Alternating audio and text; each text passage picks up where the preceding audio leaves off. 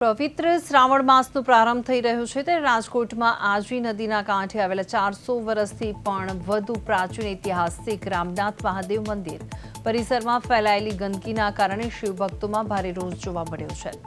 ભક્તિના પવિત્ર તહેવાર સમયે જ દર્શનાર્થે આવતા હજારો શ્રદ્ધાળુઓને ભારે દુર્ગંધ અને ગંદકીનો સામનો કરવો પડી રહ્યો છે। સ્થાનિકો અને ભક્તોના જણાવ્યા મુજબ નદી અને મંદિર વિસ્તારની સફાઈ પાછળ તંત્ર દ્વારા અત્યાર સુધીમાં અંદાજે 3 કરોડ રૂપિયા જેટલો મોટો ખર્ચ કરવામાં આવ્યો છતાં સ્થિતિ તેવી ને તેવી જ છે। રાજકોટ મહાનગરપાલિકાના અધિકારીઓ માત્ર કાગળ અને પ્રેઝન્ટેશન પર જ સૂચનાઓ આપે છે, પરંતુ ગ્રાઉન્ડ લેવલ પર કામગીરી શૂન્ય દેખાઈ રહી છે। આજી નદીમાં ઉપરવાસથી વહી આવતા કચરા પર યોગ્ય નિયંત્રણ લાવવામાં મનપા નિષ્ફળ રહી છે। શ્રાવણ માસમાં તંત્ર કાગળ પરની યોજનાઓના બદલે વાસ્તવિક સફાઈ માટે નક્કર પગલાં ભરે તેવી ભક્તો માંગ કરી રહ્યા છે। આવતીકાલથી પવિત્ર શ્રાવણ માસનો છે તે શુભારંભ થઈ રહ્યો છે, ત્યારે રાજકોટના રામનાથ મહાદેવ મંદિર કે જે 400 વર્ષથી પણ વધુ જૂનું મંદિર છે, ત્યાં લોકો પણ ક્યાંક ને ક્યાંક કહેવાય કે તેમની આસ્થા છે તે રામનાથ મંદિર ખાતે છે તે આવીને શ્રાવણ મહિનાની છે તે ભગવાન શિવજીની છે તે પૂજા અર્ચના છે તે કરતા હોય છે। ત્યાં મારી પાછળ દ્રશ્યો જોઈ રહ્યા છો કે રાજકોટનું સૌથી જૂનામાં જૂનું રામનાથ મહાદેવ મંદિરનું છે ત્યાં કે જ્યાં અત્યારે હાલ ક્યાંક દેખાઈ રહ્યું છે કે ગંદકીના જે ઢગલા છે તે જોવા મળી રહ્યા છે। જે રીતે કહેવાય કે રાજકોટ મહાનગરપાલિકા તંત્રની કામગીરી ઉપર છે તે અનેક સવાલો છે તે ઊભા થઈ રહ્યા છે। રાજકોટ મહાનગરપાલિકા તંત્ર દ્વારા છે તે અત્યાર સુધી આશરે 3 કરોડ રૂપિયા જેટલો ખર્ચો છે તે કરવામાં આવ્યો છે, જે માત્ર ને માત્ર ગંદકી હટાવવા માટે, પરંતુ ક્યાંક ને ક્યાંક રાજકોટ મહાનગરપાલિકાનું તંત્ર છે તે નિષ્ફળ ગયું હોય તેવું લાગી રહ્યું છે। કારણ કે જે રીતે 3 કરોડ રૂપિયા છે તે થઈ રહ્યા છે, ત્યારે લોકોમાં પણ ક્યાંક ને ક્યાંક છે તે આક્રોશ છે તે જોવા મળી રહ્યો છે, પરંતુ લોકોનું હાલ અત્યારે કહેવું છે કે પહેલાં કરતાં છે તે ખૂબ જ સુધારો છે તે અત્યારે જોવા મળી રહ્યો છે।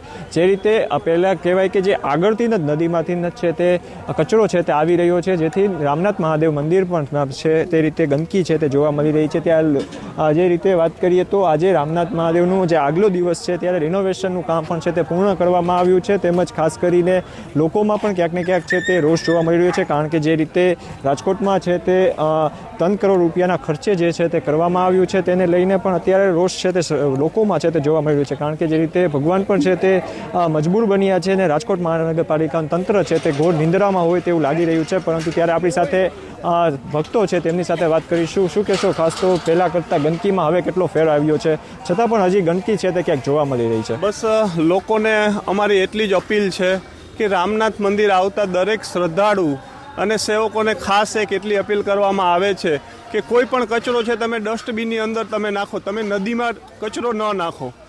અહીં રામનાથની આજુબાજુમાં કોઈ પણ વસ્તુ કચરો તમે નાખી અને ખરાબ ન કરો, ગંદકી ન કરો, તમે ડસ્ટબિનની અંદર કોઈ પણ વસ્તુ તમે પધરાવો। ખાસ તો જે રીતે વાત કરીએ આગળથી જ કચરો છે તે પણ અહીં આવતો હોય છે, તેને લઈને કામગીરી થઈ રહી છે આપના મતે? આગળથી જે કચરો છે અહીંયા આવતો અત્યારે લગીને એના માટે મેં છે ને દિવાલ બનાવી નાખી છે, એટલે હવે કોઈ એવો ચાન્સ નથી કે મંદિરની અંદર કોઈ કચરો આવશે। ખાસ તો લોકો ક્યાંક ને ક્યાંક જે નદીમાં કચરો થઈ રહ્યો છે, ભગવાન ખુદ છે તે કહેવાય કે આપણે જે આસ્થાનું કેન્દ્ર છે ત્યાં સાફ સુથરું રાખવું જોઈએ, છતાં પણ લોકો ક્યાંક બેદરકારી કરી રહી છે। તંત્ર પણ કેવી કામગીરી, તમે કહ્યું કે જ્યારે કચરો અહીંયા આવી તંત્ર શું કહે છે? તંત્રની કામગીરી અત્યારે સારી છે। તંત્રને જ્યારે અમે બોલાવી છીએ તંત્ર એની રીતે પણ હાજર થઈ જાય છે અને તંત્ર બધું સાફ સફાઈ સારી કરાવે છે। અંતિમ સવાલ, 3 કરોડ જેટલા રૂપિયાનો ખર્ચો છે તે આશરે અત્યાર સુધી કરવામાં આવ્યો છે સાફ સફાઈને લઈને, શું ખરેખર 3 કરોડ રૂપિયા લાગે છે તમને દયા હોય એવું લાગે છે? આઈ એમ સોરી, એ મને ખ્યાલ નથી। ધન્યવાદ। જે રીતે ભક્તો પણ છે તે કહી રહ્યા છે કે 3 કરોડ રૂપિયાનો જે ખર્ચ થયો છે તે અમને ખ્યાલ નથી।